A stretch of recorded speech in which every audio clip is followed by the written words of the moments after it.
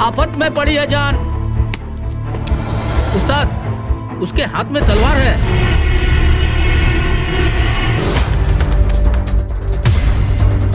तलवार का मुकाबला पाइप से।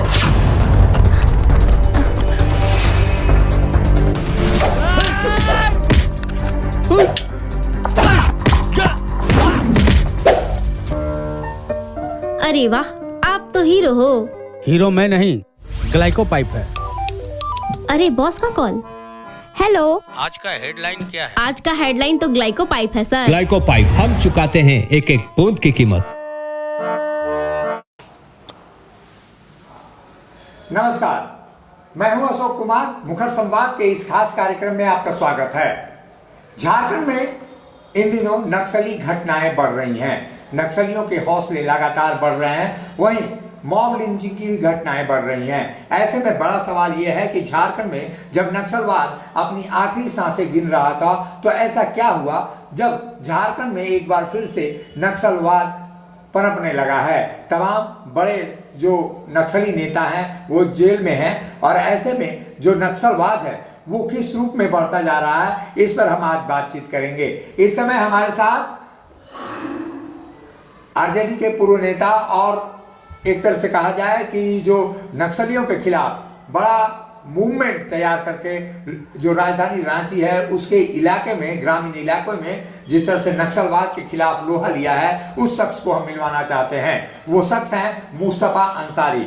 मुस्तफा अंसारी जी, सबसे पहले मुखर संवाद में आपका स्वागत है जी। मुस्तफा अंसारी वो शख्स का नाम है जो जिस शख्स ने लगातार नक्सलियों के खिलाफ लोहा लिया है।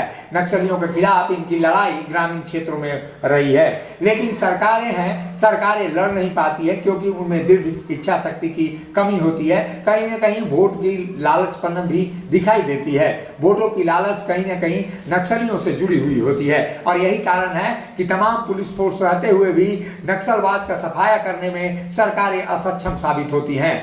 इस समय मुस्तफा जी से ही जानेंगे कि किस तरह से इन्होंने अपनी लड़ाई लड़ी है। नक्सलवाद के खिलाफ इन्होंने बड़ी लड़ाई राजधानी रांची के उस इलाके में लड़ी है जहां सरकारें जाने से डरती हैं, जहां सरकारी अधिकारी जाने से डरते हैं। उस इलाके में नक्सलवाद के खिलाफ इन्होंने आंदोलन चलाया, और आंदोलन को कितनी सफलता मिली इनसे ही जानते हैं।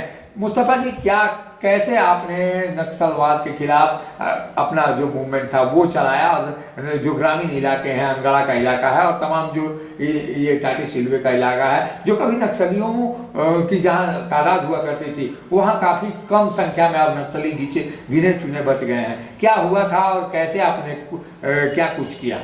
देखिए, बस 2009-10 में इस रांची जिला के नामकोम, टाटी सिलवे, अंगड़ा, सिल्ली और मांझी इलाका में पीएलएफआई के उग्रवादी सक्रिय थे जी। इन लोगों ने 2009-10 में 4 लोगों का हत्या किया। सबसे पहले इन लोगों ने बहाव राव का हत्या किया, फिर उसके बाद सुशील केजरीवाल का हत्या किया, महेश्वर महतो का हत्या किया, और लक्ष्मी मुंडा का भी इन लोगों ने हत्या किया। और हत्या करने के बाद रांची जिला के नामकुम, टाटी, अंगड़ा, सिल्ली और मांझी इलाका में पूरा जगह जगह पर, यहाँ तक कि थाने का जो बोर्ड लगा हुआ था उसमें भी पीएलएफआई के लोगों ने पोस्टर साटा, बैंक में साटा, ब्लॉक में साटा, पेट्रोल टंकी में साटा, लाइन होटल में साटा, और साटने के बाद ये लोग जो है काफी पैसा जो है लेवी के रूप में ये लोग तहसीलना शुरू कर दिया था। इसी क्रम में 2011 में भी इन लोगों ने मुझे चिट्ठी मेरा घर पर फेंका, और मुझसे जो है 10 लाख रुपया की रंगदारी मांगी गई थी। लोग डर के मारे, यहाँ तक कि पुलिस वाले लोग भी अगर खबर करने से जल्दी वो आते नहीं थे, कहते थे कि भाई अभी तो हमको थोड़ा आने में लेट होगा, अभी हमको थोड़ा लेट में पहुंचेंगे कहा करके, और डर के मारे ये लोग लेट में निकलते थे पुलिस वाले। लेकिन उस जमाने में भी हम लोगों ने पूरे गांव के लोगों को संगठित किया, और संगठित करने के बाद हम लोगों ने ये कहा कि भाई अगर गांव के लोग एकजुट हो जाएंगे तो निश्चित रूप से कोई नक्सल या कोई उग्रवादी नहीं पनप सकता है। हम लोगों ने मीटिंग भी किया, तमाम जो गांव के लोगों को जोड़ा, हिंदू मुसलमान तमाम लोगों को जोड़ा, और जोड़ने के बाद जो है कार्रवाई किया, और कार्रवाई करने के बाद 8 उग्रवादी गिरफ्तार हुए। जब कोर्ट में केस हुआ तो इन लोगों ने, जब कोर्ट से मुझे नोटिस मिली और मैं जब कोर्ट में गवाही देने के लिए आया, तो इन लोगों ने कोर्ट में भी मुझे धमकी दिया कि गवाही आपको नहीं देना है। मैंने जो एसएसपी को और ग्रामीण एसपी को लिख करके दिया। लिखने के बाद उन लोगों पर 107 की भी कार्रवाई हुई। उसके बाद जब गवाही होती थी, उस गवाही में मैं गवाही दिया, मेरा 2 लड़का गवाही दिया, मेरा भाई गवाही दिया, मेरा चचेरा भाई गवाही दिया, तमाम लोगों ने गवाही दिया। लेकिन जब भी गवाही देने के लिए हम लोग आते थे, 5-6 फोर्स लेकर के आते थे, और हम लोगों ने जो है गवाही दिया उन लोगों ने। और ये लोग हमेशा ये चाहते हैं कि उस इलाका में हमला जो है तहसीली होता रहे, लेवी जो है क्या होता रहे, और पूरा गांव इलाका में आप चले जाइए, किसी से भी पूछिएगा कि आखिर आज इलाका शांत कैसे है, लेकिन शांत नहीं है। मेरे चलते शांत जरूर है, लेकिन अंदर अंदर ये भी अभी भी ये लोग जो है पैसा तहसीली कर रहे हैं, और जो आदमी डर के मारे देता है वो भी नहीं कहता है कि हमने जो लेवी दिया है। और इसी की वजह से आज लोग बताते हैं कि लेवी की तहसीली या जो है उग्रवादियों का गतिविधि धीमी पड़ गई। ऐसा कुछ नहीं है। पुलिस प्रशासन से, सरकार से सहयोग नहीं मिलने के कारण आदमी डर के मारे थाना में नहीं जाता है, और नहीं जो अपना थाना में शिकायत करता है तो लोग कहते हैं कि ग्राफ गिर गया है, लेकिन एक्चुअली ग्राफ गिरा नहीं है, ग्राफ बढ़ा है। अभी भी इन लोगों की तसल्ली हो रही है। आप देख रहे हैं कल की जो घटना घटी है वो भी आप लोगों ने देखा है। उसके बाद इसी घटना में जो है और भी कितने नेता लोग मारे गए हैं। लेकिन जब तक सरकार पूरा जो है मुस्तैदी के साथ ग्रामीणों से सहयोग नहीं लेगा, तब तक ये लोग उग्रवाद जो है कंट्रोल नहीं कर सकते हैं। लेकिन नक्सलीवाद को खात्मा की ओर रघुवर सरकार में लोग जा रहे थे, और सरकार का भी दावा था कि नक्सलवाद अब अपन अंतिम सांसें ले रहा है। क्या वाकई में लग रहा था कि ग्रामीण इलाके में नक्सलवाद समाप्त हो गया है, नक्सलवाद अपनी आखिरी सांसें गिन रहा है? देखिए, जहां तक सरकार की बात है, वो जो है हेमंत सोरेन की सरकार हो या रघुवर दास की सरकार, सब लोगों का अपना काम करने का तौर और तरीका अलग अलग होता है। लेकिन मैं तो बहुत करीब से देखा हूँ, खास करके रघुवर दास जी जब मुख्यमंत्री थे, उन्होंने कहा था नक्सलियों को कि सरेंडर करो नहीं तो गोली खाओगे क्या करके, और वो सीधी बात भी करते थे। और जो लोगों को जो है जो लोग प्रताड़ित होते थे या जो विक्टिम पार्टी थे, उनसे संपर्क करके उनका हर मसला का वो जो है समाधान करते थे। उन्हीं के पीरियड में उग्रवादी से लोहा लेने के कारण हमको जो है सुरक्षा भी मिला था। लेकिन ये जो है पता नहीं लचर व्यवस्था के कारण, या सरकार खुद नहीं चाहती है कि जो उग्रवाद से लड़ाई लड़े उसको सुरक्षा मत दो। इसका मतलब है कि आप जो है उग्रवाद को या नक्सल को जो है कमजोर करना नहीं चाहते हैं। जो गांव समाज के लोग हैं, जो उग्रवाद के खिलाफ लड़ता है, अगर उसको प्रोटेक्शन नहीं दीजिएगा, उसको सुरक्षा नहीं दीजिएगा, तो वो कैसे खड़ा हो सकता है? तो इसका मतलब यह है कि सरकार नहीं चाहती है। इस मामला में तो मैं कहूंगा कि रघुवर दास की सरकार जो है ठीक था। वो जो है किसी भी चुनौती को बिल्कुल जो है लेते थे और चुनौती के रूप में स्वीकार करते थे, और उनको कहते थे कि सरेंडर करो नहीं तो गोली खाओ। निश्चित रूप से कहा जा सकता है कि नक्सलवाद के खिलाफ जिस तरह की मुहिम रघुवर दास ने छेड़ी थी, वो मुहिम जारी रहनी चाहिए थी।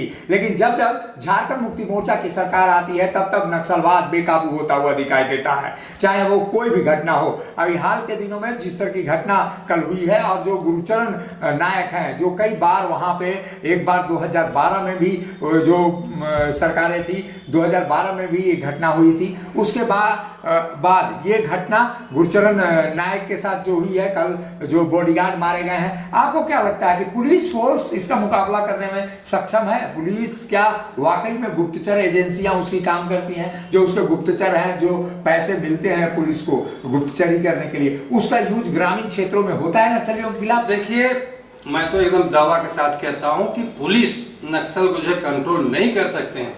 मैं तो ये भी कहता हूं कि सरकार का जो सरेंडर पॉलिसी है, मैं उस पॉलिसी को अच्छा नहीं मानता हूं।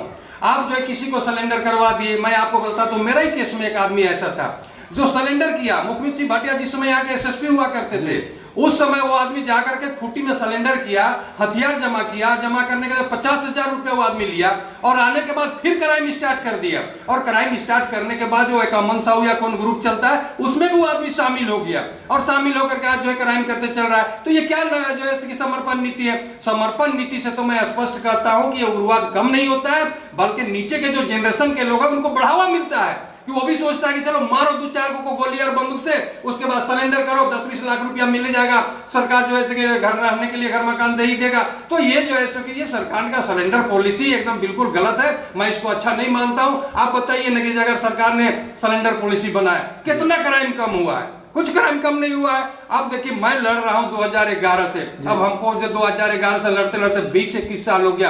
अभी मैंने सुरक्षा के लिए हाईकोर्ट गया और हाईकोर्ट में केस किया हूं। और पिछले बार भी जब मैं सुरक्षा मुझको मिला था, जब हाईकोर्ट बोला था, तब ये लोग मुझे सुरक्षा दिया, नहीं तो ये लोग तो हमको सुरक्षा दिए नहीं। अभी भी मैं केस किया हूं, जो हाईकोर्ट में 3 तारीख को फाइल किया है सुरक्षा को लेकर के। अगर ये नहीं करेंगे, सुरक्षा नहीं देंगे, तो जो है न्याय का जो आखिरी प्रक्रिया है, आखिरी मुकाम है, वो जो सुप्रीम कोर्ट में लेके जाऊंगा। और ये लड़ाई मेरा नक्सलियों से नहीं, व्यवस्था से हमारी लड़ाई होगी कि आप नक्सल को तो कंट्रोल करने नहीं सक रहे, कम करने नहीं सक रहे। आज जो समाज के लोग हैं, जो लोग उग्रवाद के खिलाफ या नक्सल के खिलाफ लड़ते हैं, उनका मनोबल को आप तोड़ रहे हैं। ये मुस्तफा जी क्या माना जाए, पुलिस भी कहीं ना कहीं इस नक्सलवाद को बढ़ावा देने के लिए जिम्मेवार है, क्योंकि पुलिस जो पूरी तरह से आप देख सकते हैं जो बॉडीगार्ड हैं उनको भला कैसे नहीं पता लगा, वहाँ पुलिस फोर्स पुलिस की गतिविधियां होती होंगी, उनको कैसे नहीं पता चला कि नक्सली इतने तादाद में लोग आ रहे हैं। तो आप क्या मानते हैं कि पुलिस की जो लचर व्यवस्था है वो भी जिम्मेवार है और इस पूरी प्रक्रिया में कहीं ना कहीं वो विरुद्ध नहीं लड़ रहे हैं बल्कि सहयोगी शामिल हो रहे हैं? देखिए, जितनी भी सरकार की जो संस्थाएं हैं, चाहे आईबी हो, चाहे जो है स्पेशल ब्रांच के लोग हैं, सब लोग मेरे कांटेक्ट में हैं। मैं तो ये कहता हूं कि जितने भी पुलिस पदाधिकारी हैं, ये लोग तो सिर्फ जो अपनी ड्यूटी का जो टाइम को पूरा कर रहे हैं। अगर उनके अंदर ईमानदारी और वफादारी हो जाए तो नक्सल जरूर कंट्रोल होगा। लेकिन ये लोग जो है नक्सल के नाम पर या नक्सल को नजरअंदाज करके पुलिस पदाधिकारी कमाने में लगे हुए हैं कि कैसे हमारी कमाई हो। आप जो है चले जाइए, आप ग्रामीण इलाका में देख लीजिए, वहां जो है जमीन दलाल करने वाले लोगों का जो ब्लॉक में भरमार है, पुलिस के यहाँ भरमार है। तो सब जगह इन लोगों का बैठना उठना, पुलिस सोचती है कि चलो जितना जो है मिलता है कमा लो, तो ये लोग तो टाइम पास कर रहे हैं। मैंने आईबी वाला को कहा कि जब आप यहां से रिपोर्ट भेजते हैं तो ये रिपोर्ट का कंप्लाइंस होता है, उस पर स्टडी होता है कि मेरा जो पदाधिकारी वहां बैठा है जो रिपोर्ट किया उसमें क्या हुआ, या स्पेशल ब्रांच के जो लोग बैठे हुए हैं वो लोग एसएसपी को देते हैं, डीजीपी को रिपोर्ट देते हैं, कभी उसकी समीक्षा होती है कि उनके बारे में जो लिखा गया तो उसमें क्या हुआ क्या नहीं हुआ, कुछ नहीं, सिर्फ जो कागजी पूरा जो प्रक्रिया पूरा हो रही है। तो इस तरह से अगर कागजी प्रक्रियाएं पूरा लोग करते रहेंगे तो ये नक्सलवाद कभी खत्म नहीं हो सकता है। आप याद करिए 2000 में झारखंड अलग हुआ, अलग होने के उस समय पूरे झारखंड में कितना उग्रवाद प्रभावित था और आज कितना उग्रवाद प्रभावित है। मैंने तो एक लेख भी लिखा है कि उग्रवाद से कराहता झारखंड, कि झारखंड जो हमेशा उग्रवाद के लिए करा रहा है, ये लेख भी हमने लिखा है। अगर जरूरत पड़ेगा तो हम उसको भी जो है प्रकाशित करेंगे। ये आपको लगता है एक आपने जो तकलीफ थी जो वो बता दी, लेकिन अगर इसका इलाज नहीं बताएंगे तो शायद बात अधूरी रह जाएगी। इसका इलाज क्या है? आखिर नक्सलवाद क्यों खत्म नहीं हो झारखंड से, और इसके लिए क्या करने चाहिए सरकारों को और आम जनता को भी, जो बेचारे मासूम लोग हैं वो नक्सलवाद की भेंट चढ़ रहे हैं। तो ऐसे में उपाय क्या होना चाहिए ताकि झारखंड में नक्सलवाद पूरी तरह से सफाया हो सके? देखिए, पुलिस प्रशासन जो है जब तक वो आम जनता को विश्वास में नहीं लेगी, एक उदाहरण आप ले लीजिए कि एक क्रिमिनल अगर घुस गया किसी गांव में जाकर के, अगर गांव के लोग उसको नहीं बताएंगे तो पुलिस को क्या पता चलेगा कि जो है वहां कोई क्रिमिनल घुसा है। उसी तरह से अगर मान लिया जाए कि आम जनता को विश्वास में जब तक पुलिस प्रशासन के लोग नहीं लेंगे तब तक ये कंट्रोल नहीं कर सकते हैं। इसलिए कि आम जनता का विश्वास पुलिस से खत्म हो चुका है कि ये लोग कुछ करने वाले नहीं है। इसलिए जो है जब तक ये लोग आम जनता को विश्वास में नहीं लेंगे, उनको लेकर के काम नहीं करेंगे, तब तक ये लोग कितने पुलिस पदाधिकारी मारे जाएंगे, लेकिन ये नक्सलवाद खत्म होने वाला नहीं है। लेकिन झारखंड की जो पुलिस है वो दावा करती है कि पुलिसिंग को बेहतर किया जा रहा है, आम जनों से मिलकर काम किया जा रहा है, बैठ के करते हैं, तमाम डीजीपी जाते हैं, तमाम तरह की प्रक्रियाएं होती है। तो ये क्या माना जाए कि ये वाकई में धरातल पर काम हो रहा है या केवल महज दिखावा है? ये देखिए, जब कोई घटना को अंजाम देते हैं नक्सली लोग, पुलिस वाले लोग क्या बोलते हैं कि जब ये जा रहे हैं, दीपक जब बुझ रहा है तो उस समय जब फदफदा के जलता है वही इनकी स्थिति है। तो ये तो बार बार आपको देखने को मिल रहा है, बार बार यही बोल रहे हैं। आप देख लीजिए, यहाँ जो है आपको चांडिल थाना का चुरचू में 5 आदमी को मार दिया, 5 आदमी को छुरा से मार करके, और 5 का जो है राइफल लूट करके लेकर के चला गया। उसके बाद इसके पहले जो है चाईबासा में भी 2 पुलिस पदाधिकारी को मारा था। कल देखिए आपको जो है गुरुचरण नाइक जी का जो बॉडीगार्ड को मारा, सब हथियार लूट करके लेके चला गया। तो ये तो है कि भाई ये तो करते जा रहे हैं, आपसी जो है पीठ थपथपा रहे हैं पुलिस वाले लोग कि नहीं इनकी जो है कि वो जो है असर खत्म हो रहा है, इसलिए जो है आक्रोश में आकर के या अपना जो है वो उपस्थिति दर्ज कराने के लिए ये कर रहे हैं। लेकिन ऐसा नहीं है, इन लोग का जो सिलसिला है मारने और काटने का ये चल ही रहा है। और जब तक आम जनता को लोग विश्वास में नहीं लेंगे तब तक जो है कि ये पुलिस प्रशासन के लोग इसको खत्म नहीं कर सकते। आप बताइए, एक विधायक के पास जो है 4 को 5 को सुरक्षा, ठीक है, और जो उग्रवाद के खिलाफ लड़ाई लड़ रहा है, उग्रवाद के खिलाफ ग्रामीणों को एकजुट कर रहा है, इनका स्पेशल ब्रांच कह रहा है कि इनकी वजह से जो है 7 थाना क्षेत्र शांत हुआ है, उसको जो है अफसर जो क्या दौड़ा करके आप जो एक सुरक्षा उनको नहीं दे सकते हैं। और जो जनप्रतिनिधि है, जनता ने जिनको जीता है, उनको 5 को आप सुरक्षा दिए हुए और 5 लाव लश्कर लेकर के क्षेत्र में घूम रहे हैं। और जो समाज का काम करते हैं, जो समाज के लिए लड़ते हैं, उग्रवाद के खिलाफ लड़ाई लड़ रहे हैं, वो जब सुरक्षा की मांग करते हैं तो आप तो तरह तरह का कानून की बात करते हैं। नक्सलवाद झारखंड का वो नासूर है जिसके कारण झारखंड हमेशा लहूलुहान होता रहा है। और ऐसे में झारखंड में जब नक्सलवाद की जड़ें गहरी होती जा रही थी, उस समय रघुवर दास की सरकार ने आमूलचूल परिवर्तन भी किए थे। पुलिसिंग का चेहरा सुधरा था, लेकिन फिर हालात बदतर होते जा रहे हैं। जिस तरह से मुस्तफा अंसारी जो लगातार रांची के ग्रामीण इलाकों में नक्सलवाद के खिलाफ लड़ाई लड़ रहे हैं, उनको किसी प्रकार का सहयोग न मिलना, उनको सुरक्षा नहीं देना, कहीं न कहीं पुलिस की कार्यशैली पर भी सवाल उठाता है। और ऐसे में हेमंत सोरेन सरकार के कार्यकलापों से जो लगातार ग्रामीणों में असंतुष्टि भी दिखाई देती है, क्या कि नक्सलवाद के प्रति इतना उनका रवैया उदासीन क्यों है। नक्सलवाद जिस तरह से लगातार अपनी घटनाओं को अंजाम दे रहा है, उसके बावजूद इस पर कंट्रोल करने का कोई खास कदम, कोई ठोस कदम उठाया नहीं जा रहा है। पुलिस केवल ड्यूटी कर रही है और जनता की गाड़ी कमाई की पैसे वेतन के रूप में ले रही है। ऐसे में क्या कहा जाए ये आप खुद ही समझ सकते हैं, लेकिन इतना जरूर है कि जो सवाल मुस्तफा अंसारी ने सरकार और शासन प्रशासन पर उठाए हैं, वो सवाल शासन और प्रशासन को बेहद ही चुभने वाले हैं। अगर इस तरह के घटनाएं लगातार होती रही और नक्सलवाद के खिलाफ जो लोगों ने लड़ाई लड़ने का बीड़ा उठाया है, उनके प्रति सरकार का अगर ध्यान नहीं गया, तो ये नक्सलवाद जो अब बुझता हुआ दिया कहा जाता था, एक बार फिर से जलेगा और झारखंड एक बार फिर से वो व्यापक पैमाने पर लहूलुहान होता हुआ दिखाई देगा, जिसकी शायद आपने कल्पना भी नहीं की थी। तो नक्सलवाद पर काफी खास हमने बातचीत की है। अब झारखंड की सरकार क्या कुछ करती है, इसका हमें रहेगा इंतजार। मुझे दीजिए इजाजत, नमस्कार।